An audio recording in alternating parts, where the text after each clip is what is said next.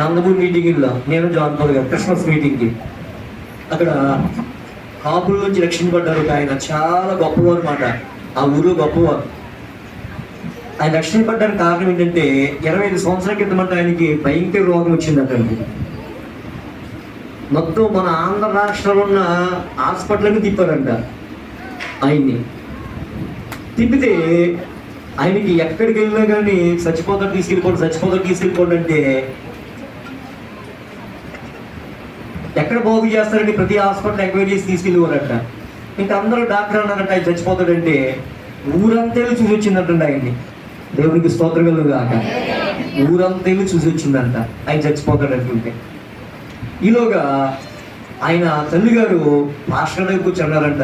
Master గారు, నేను తిప్పన hospital లేదు, నేను వెళ్ళని వైద్యులు లేడు, ఎంతోమంది వైద్యుల దగ్గరికి వెళ్ళాం, దయచేసి మా అబ్బాయి బ్రతికితే ఎంతో కొంత దేవుడికి ఇస్తాం, దయచేసి మా కొరకు మీరు ప్రార్థన చేయండి అంటే మాస్టర్ గారు డైలీ వెళ్ళి ప్రార్థన చేసి వచ్చేవారంట. దేవునికి స్తోత్రం కలుగుగా. 5 సంవత్సరాల క్రితం చచ్చిపోవలసిన వ్యక్తి మాస్టర్ గారి ప్రార్థన ద్వారా, సంఘ ప్రార్థన ద్వారా, పాస్టర్ గారి ప్రార్థన ద్వారా దేవుడు కృపగల దేవుడు కనుక ఆయన బ్రతికించారు. అందుకని ఆయన ఏం చేస్తారంటే ప్రతి సంవత్సరం డిసెంబర్ 24వ తారీఖు నందమూరి మీటింగ్ పెట్టుకుంటారు. దేవుడు నన్ను బ్రతికించాడని.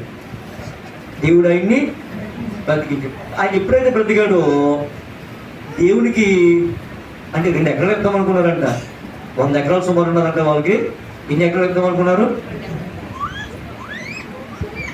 100 ఎకరాలు ఉన్న ఆసామి వారు స్వస్థ పొందుకుంటే ఎన్ని ఎకరాలు ఇద్దాం అనుకున్నారు? స్వస్థ పొందుకున్న తర్వాత మానేశారంట. ఇవాళ ఏంటని మానేసి ప్రతి సంవత్సరం వారు ఏం చేస్తారంట? 24వ తారీఖున అందరికీ భోజనం పెట్టి క్రిస్మస్ మీటింగ్ పెట్టుకుంటారు. నేను చెప్పే ఒక మంచి మాట ఏంటంటే సహోదరులారా, ఆ పాస్టర్ గారు అంటారు, ప్రభు ఇతను బతికితే చాలా పిసినతనంగా ఉంటాడండి. వీడు ఎలా ఉంటాడు? 100 ఎకరాల ఆసామి ప్రాణాన్ని దేవుడు కాపాడితే దేవుడికి ఇవ్వడానికంటే ఎలా ఉంటాడంట? పిసినతనంగా ఉంటాడంట. అంటే గొప్ప వాళ్ళ దగ్గర పిసినతనం ఉంటారు, లేని వాళ్ళ దగ్గర జాతృత్వం ఉంటారు. దేవుడికి స్తోత్రం. ఉన్న వాళ్ళకి పెట్టడానికి మనసు రాదు, లేని వాళ్ళకి పెట్టడానికి మనసు వస్తుంది అని చెప్పిన మాటలు బట్టి నాకు అర్థమైంది. అందుకనే యేసు ప్రభు వారు సువార్తమానం ఎవరు చెప్పడానికి వచ్చాడు? ఆయన పేద ప్రజలకి. హల్లెలూయా. ఎవరు చెప్పడానికి వచ్చాడు అంటే పేద ప్రజలంటే యేసు ప్రభు వారికి చాలా ఇష్టం. ఆయన నమ్మితే పేద ప్రజలు గొప్పవారు అయిపోతారు. ఆయన నమ్ముకుంటే దరిద్రులు భాగ్యవంతులు అయిపోతారు. అందుకని యేసయ్య మాటలు మంచివి కనుక మనందరం ఎవరి మాటలు వినాలి? యేసయ్య మాటలు వినాలి. యేసయ్య ఎందుకు వచ్చాడు? పాపులైన ప్రజలను రక్షించడానికి ఆయన ఈ లోకానికి వచ్చాడు, యుద్ధాలు చేయడానికి కాదు. ఎవరెవరు ఆస్తులు ఎవరిని పట్టుకెళ్ళిపోవడానికి రాలేదు ఆయన. ఎవరెవరినో పాడు చేద్దామని రాలేదు ఆయన. ఎవరెవరికో దెబ్బలాట పెడదామని రాలేదు ఆయన. ఎవరెవరు నాశనం చేద్దామని రాలేదు ఆయన. కేవలం ఆయన వచ్చిన కారణం ఏంటంటే పాపులైన ప్రజలందరూ రక్షించడానికి వచ్చారు ఆయన. రెండవదిగా పేదలకు స్వార్థ ప్రకటించడానికి. హల్లెలూయా. అమలుడు హల్లెలూయా. మొదటి యోహాను పత్రిక 3వ అధ్యాయం. యోహాను మొదటి పత్రిక 3వ అధ్యాయము 8వ వచనం. యోహాను మొదటి పత్రిక 3వ అధ్యాయము 8వ వచనం.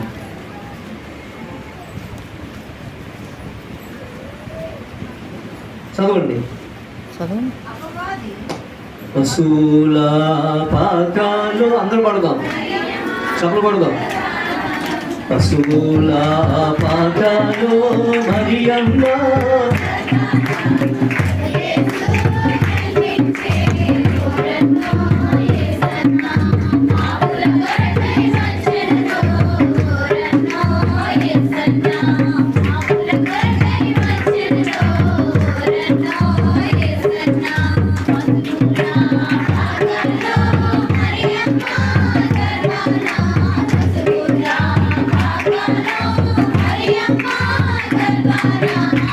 యేసు జన్మించే వరన్నో యేసన్నా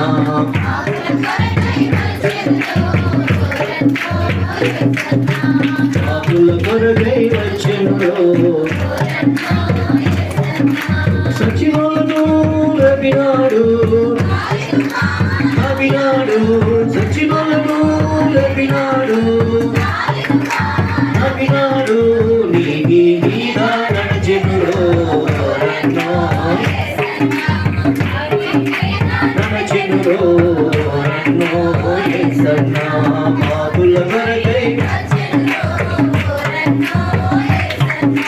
బాబుల కొరకై వచ్చినురో రన్నో యేసన్నా పశువుల పాపాలు హరియంగా గర్భనా పశువుల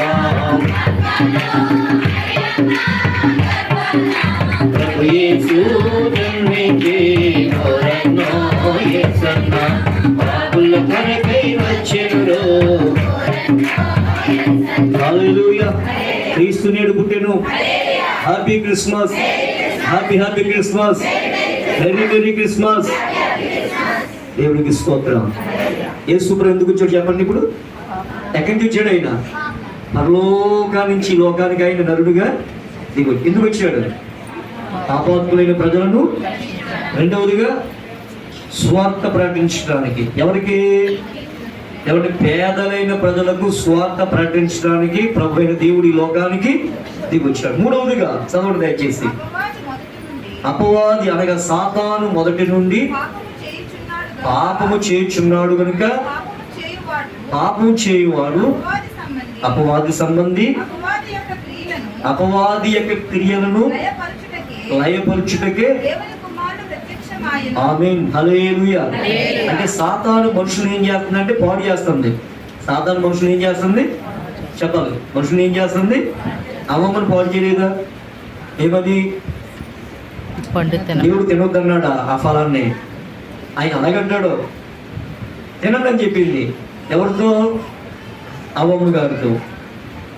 అవ్వమ్మ గారు ఎవరి మాట లేదు, దేవుని మాట అంటూ మానేసింది. ఎవరి మాట ఉంది? సాతాను మాట ఉంది. సాతాను మాటిని ఆ ఫలం తిని ఎవరిని శాపాన్ని తెచ్చుకుంది. అలాగే మొదటి నుండి కూడా సాతాను గారు ఏం చేస్తాడంటే దేవుని కార్యాలు పాడు చేస్తున్నాడు, మనుషులు పాడు చేస్తున్నాడు. ఎవరు చెప్పాలి? ఎవరు? అపవాది అనగా సాతాను. అందుకు యేసు ప్రభువు ఏం చేయాడంటే ఈ సాతాను గారు మనుషులందరినీ పాడు చేస్తున్నాడు, మనుషుల యొక్క హృదయాలను కూడా చెడిపేస్తున్నాడు. వీడి కార్యాలని ఎలాగైనా సరే పాడు చేయాలని యేసు ప్రభువు లోకానికి వచ్చి సాతాను చేర్చున్న క్రియలన్నిటి కూడా దేవుడు సమాప్తం చేశాడు ఆయన. హల్లెలూయా. లేకపోతే ఈ లోకం ఎలా ఉండేది కాదు. యేసు ప్రభువు వారి లోకానికి రాకపోతే మనుషులు ఒకరినొకరు పురుషు చచ్చిపోదురు. సాతాను గాడు రకరకాల ఆలోచన పెడుతుంటాడు, రకరకాల మనస్తత్వాలు కలిగి చేస్తుంటాడు. సాతాను గాడు ఎవరి సమాధానం లేకుండా చేస్తుంటాడు. సాతాను గాడు అన్నదమ్ముల్లో ఉన్న మనల్ని వాడు ఎవరిని లేనిపోయిన వాటిని తీసేసి చింపేస్తుంటాడు వాడు. అందుకనే దైవ గ్రంథాలు మనం పరిశీలన చేసుకుంటే సాతాను గాడు మనుషులను మోసం చేస్తున్నాడు కనుక ఆ మనుషులను మోసం చేసే సాతాను గాడి పనులన్నీ కూడా లయపరచుటకు యేసు ప్రభువు ఈ లోకానికి వచ్చారు. హల్లెలూయా. అందుకనే యేసు ప్రభు మంచి దేవుడు అండి. కాపాడడానికి వచ్చాడు, రక్షించడానికి వచ్చాడు, సహాయం చేయడానికి వచ్చాడు, బాగు చేయడానికి వచ్చాడు, నిన్ను బ్రతికించడానికి వచ్చాడు. నీ ప్రతి అపాయం చోటు తప్పించి నిన్ను ఉన్నతమైన స్థితిలో పెట్టడానికి ఆయన వచ్చాడు. ఆయన రాజులకు రాజు, ప్రభువులు ప్రభువు, దేవాది దేవుడు, మహాదేవుడు. అలాంటి దేవుడి లోకానికి ఈ తారీఖున ఎవరిని 2023 సంవత్సరాల క్రితం పుట్టాడు. ఆయన ఎందుకు వచ్చాడంటే పాపాత్ములను రక్షించడానికి, సువార్త ప్రకటించడానికి, మూడవదిగా అపవాది క్రియలను లయపరచడానికి. చివరికి ఒక మాట చెప్తాను, ఆ మాట కూడా జ్ఞాపకం చేసుకుందాం. హల్లెలూయా. దేవునికి స్తోత్రం. చూడండి దయచేసి మత్తయి సువార్త 20వ అధ్యాయం 28వ వచనం. మత్తయి సువార్త 20వ అధ్యాయం 28వ వచనం. అలాగే మనుష్య కుమారుడు అంటే యేసు ప్రభు ఆ పరిచర్య చేయించుకున్నట్టుకు రాలేదు కానీ ఆ పరిచర్య చేయుటకును అనేకులకు ప్రతిగా విమోచన క్రయధనముగా ప్రాణం పెట్టుటకును వచ్చాను. దేవుడు ఎందుకు వచ్చాడటండి? పరిచర్య చేయడానికి. ఈ మాట అందరూ విన్నాను. దేవుడికి స్తోత్రం. మీ అందరూ తెలిసి చాలా మంది చెప్తుంటారు, హైదరాబాద్లో మన ప్రియుడు సతీష్ కుమార్ గారు చర్చికి వెళ్తే అక్కడ చాలా మంది గొప్ప గొప్ప హోదాలు ఉన్న వారందరూ పరిచర్య చేస్తారంట. ఏం చేస్తారు? Doctors, collectors, engineers, software engineers, hardwares, ఎంతో మంది పెద్ద పెద్ద హోదాలు ఉన్న వారందరూ కూడా అక్కడికి ప్రార్థనకు వచ్చిన వారికి ఎవరి భోజనాల విషయంలో, టీ విషయంలో, స్నాక్స్ విషయంలో అక్కడ వచ్చిన వారందరికీ పరిచర్య చేస్తుంటారంటండి. ఎవరు వారు? గొప్పవారు. దేవునికి స్తోత్రం. ఎందుకు వారు పరిచర్య చేస్తారంటే యేసు ప్రభు వారు గొప్ప దేవుడై ఉండి ఆయన ఈ లోకానికి ఎందుకు వచ్చాడు? ఆయన పరిచర్య చేయడానికే. చేశాడు లేదా? ఆయన శిష్యుల పాదాలు పట్టుకున్నాడు. ఆయన ఎవరి పాదాలు? దేవుడై ఉండి ఒక నరుని పాదాలు పట్టుకుని కడిగాడంటే ఆయన ఎంత తగ్గించుకున్నాడు? వారి పాదాలు పట్టుకుని కడిగాడు. ఆయన పైన ఆయనే చేసుకునేవాడు. దేవుడికి స్తోత్రం కలుగుగాక. ఆయన పైన ఆయనే చేసుకున్నాడు, ఎవరికి అప్పగించేవాడుగా. ఎంత దూరమైనా కాలినడక వెళ్ళేవాడు ఆయన. ఈ రోజున మా పాస్టర్ గారు చాలా మంది ఉంటారు, బ్యాగ్ మూసేవాడు అప్పుడు. ఎవరికి పాస్టర్ గారు బ్యాగ్ మూసుకునేవాడు. ఆ బ్యాగ్ ఒకటి మొయ్యాలి, బైబిల్ ఒకటి మొయ్యాలి, అది వాటర్ బాటిల్ ఒకటి మొయ్యాలి. జనకంత్రి పాస్టర్లు అయిపోయారు. దేవునికి విరోధంగా నడుచుకుంటున్నారు చాలా మంది పాస్టర్ గారు. వాడు బైబిల్ వాడు మొయ్యలేడా? వాడు బ్యాగ్ వాడు మొయ్యలేడా? వాడు వాటర్ బాటిల్ వాడు మొయ్యలేడా? ఆడికి పరిచర్య చేయడానికి ఒక 10 మంది. యేసు ప్రభు వారు పరిచర్య చేయడానికి వచ్చాడు తప్ప ఆయన చేర్చుకోవడానికి మాత్రము ఆడు కూటి ఇప్పడానికి ఒకడు, అటు సాక్షి ఇప్పడానికి ఒకడు. ఎవరో పాస్టర్ సాక్షి ఇప్పడానికి, పాస్టర్ గారు కూట్లు ఇప్పడానికి కాదు. నేనంటాను, యేసు ప్రభు వారికి ఎంత సేవ చేసినా ఆశీర్వాదం. కానీ ఏమండి అలాంటి బద్దకస్తుడికి సేవ చేస్తే ఏమండి మనం భ్రష్టులైపోతాం. లేవలేని వాడైతే తప్పదు. కానీ కొంతమందికి పాస్టర్ గారికి అలా తినిపించేస్తారండి. అయ్యో తినడం ఇటు చేతులు ఉన్నాయి, బాగున్నాడు మనిషి, తినిపిస్తే ఆశీర్వాదం అంట. ఎక్కడుంది బైబిల్ గ్రంథం? ఎక్కడుంది తినిపిస్తే ఆశీర్వాదం, త్రాగిపిస్తే ఆశీర్వాదం అని? నా యేసయ్య ఉన్నతమైన గొప్ప దేవుడు. ఆయన మహాదేవుడై ఉండి శిష్యుల పాదాలు పట్టుకుని కడిగి వారికి ఎంతో పరిచర్య ఆయన చేశాడు. కుంటి వారి దగ్గరికి వెళ్ళాడు, వారిని బాగు చేశాడు. కుష్ఠరోగుల దగ్గరికి వెళ్ళాడు, వారి గాయాలు మానుపాడు. అందుల దగ్గరికి వెళ్ళాడు, వారి కళ్ళు చేర్చాడు. ఎవరిని ఇంకా చెప్పాలంటే పక్షవాత రోగులు మంచం మీద పడిపోయి బాధపడుతుంటే వారి దగ్గరికి ఆయన వెళ్ళి వారిని ఆయన ఏం చేశాడు? ఆయన బాగు చేస్తాడు. ఎంత పరిచర్య చేశాడు చూడండి యేసయ్య. అందుకే నాకు చాలా ఇష్టమైంది ఏంటంటే ఎవరిని పరిచర్య చేయడం. మీరు చాలా మంది అంటారు, అయ్యగారు మీరు ఉండండి, నేను చేస్తున్నాను కదా అంటూ ఉంటాను. నాకు ఇష్టం ఉండదు అలాగా. నా పని ఏది నేను చేసుకుంటాను. ఎవరు చెప్పారని కాదు, నా ప్రభు నాకు మాదిరి. హల్లెలూయా. మీకు అర్థమైందా? మన ప్రభు మనకేంటి? మాదిరి మాట. పాస్టర్ గారు అయితే ఎక్కడి దిగి వచ్చాడు ఏంటి? మీలాంటి మనుషుడే కదా, ఏదో దేవుడికి నిలబెట్టుకున్నాడు కనుక వాక్యం చెప్తున్నాం తప్ప పాస్టర్ గారు కూడా మీలాంటి మనుషుడే కదా. అందుకనే మనం ఒకరికొకరు సహకారం చేసుకోవాలి తప్ప, పరిచయం చేసుకోవాలి తప్ప ఎవరిని నేనంటే నేను ఎక్కువని ఇప్పుడు కూడా అనుకోకూడదు. దేవుడికి స్తోత్రం. నేను అంటే దేవుడే మన అందరికి మాదిరి మాట. మనం చేయవలసిన పని మనం చేస్తే దేవుడు చేయవలసిన పని దేవుడు చేస్తాం. అందుకని దైవ గ్రంథాలు మనం జ్ఞాపకం చేస్తుంటే నా యేసయ్య లోకరక్షకుడైన ప్రభు మనుషులందరూ రక్షించడానికి వచ్చినటువంటి మహాదేవుడు ఆయన పరిచర్య చేయడానికి వచ్చాడు తప్ప చేయించుకోవడానికి మాత్రము రాలేదు. నెలగాక మొన్న మన రేవంత్ రెడ్డి గారు, ఎవరు తెలంగాణ ముఖ్యమంత్రి, అన్నమాట ఏ కాపీలు, ఏం కాపీలు? ఏసై మాటల కాపీలు. మేము అధికారులు కాదు, మేము మీకు పరిచారకులు, మీకు పరిచర్య చేయడానికి మేమున్నాం, మీ చేత మేము చేయించుకుంటాక లేమని చెప్తున్నాడు ఆయన. జగన్ గారు అదే మాట అన్నారు, రేవంత్ రెడ్డి గారు అదే మాట అన్నారు. ఏమండి గొప్ప గొప్ప నాయకులంతా కూడా ఏమంటారంటే మేము అధికారులు కాదు కానీ మేము మీకు పరిచారకులము అని వారు చెప్తున్నారు. దేవుడికి స్తోత్రం కలుగుగాక. ఇవన్నీ ఎవరి దగ్గర నుంచి వచ్చినాయి? ఎవరి దగ్గర నుంచి?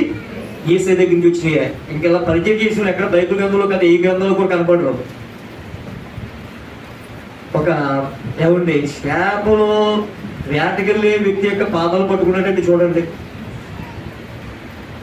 వాళ్ళ పాదాలే కాదు, అక్కడున్న 12 మంది శిష్యులు పాదాలు పట్టుకుని కడిగి ఆ వస్త్రంతో తుడిచి వారు చక్కని పరిచర్య దేవుడు వారికి చేస్తాం. ఇది మనము మన పనులు మనం చేసుకోవడానికి బద్ధకస్తులం అయిపోయి ఎవరి రకరకాలుగా మనం ప్రయత్నిస్తున్నాం. దేవుడికి స్తోత్రం కలుగుగాక.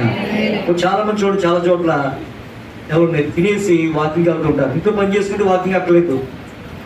క్షమించండి, వాకింగ్ వెళ్ళి నీకు చెప్పడం లేదు, నేను వాకింగ్ వెళ్తాను అంటే మన పని మనం చేసుకున్నాం అనుకోండి, అంత ప్రయాసం మనకు.